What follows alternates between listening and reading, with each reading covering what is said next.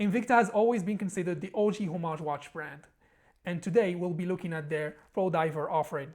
But is it any good by 2023 standards? We're about to find out. Let's roll the unboxing.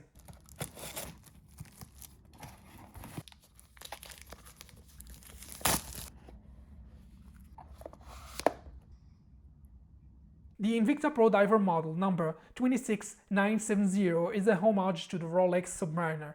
It's a quartz watch retailing for $75 on Amazon. I'll leave a few links in the description in case you are looking into picking one up for yourself. The watch offers average wrist-friendly dimensions with its 40-20 combination, 40mm across the case, 47.6mm lug-to-lug, 20mm lug width, and 11.2mm case thickness. The case and bracelet are stainless steel. The bezel insert is aluminium. The crystal is called Flame Fusion, which is just another fancy name for mineral glass, featuring a cyclops to highlight the date window. The standard of finishing is very good for the price. The case sides are polished with a brushed top. This watch features a screw-down signed crown, which is perfectly sized and easy to operate. The crown is protected with crown guards. The case back is stainless steel and screwed down. It features Invicta Pro Diver plus a few specifications. The oyster-style bracelet is made of solid links and hollow end links. The outer parts are brushed and the inner part is polished. The deployant clasp features a brand engraving. Both the upper and lower parts are pressed, which is not the best, but also not the worst I've seen on a watch. Speaking of which, pressing the like button is far from the worst thing you can do right now.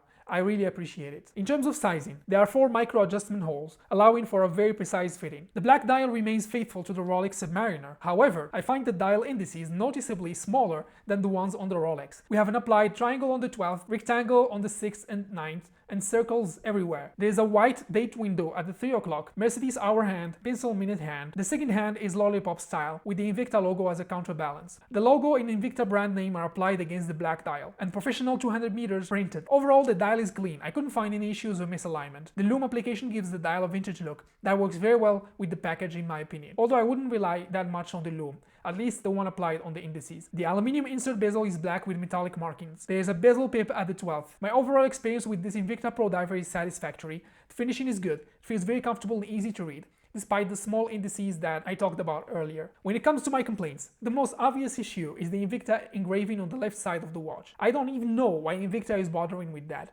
aside from trying to advertise the watch more than it has to.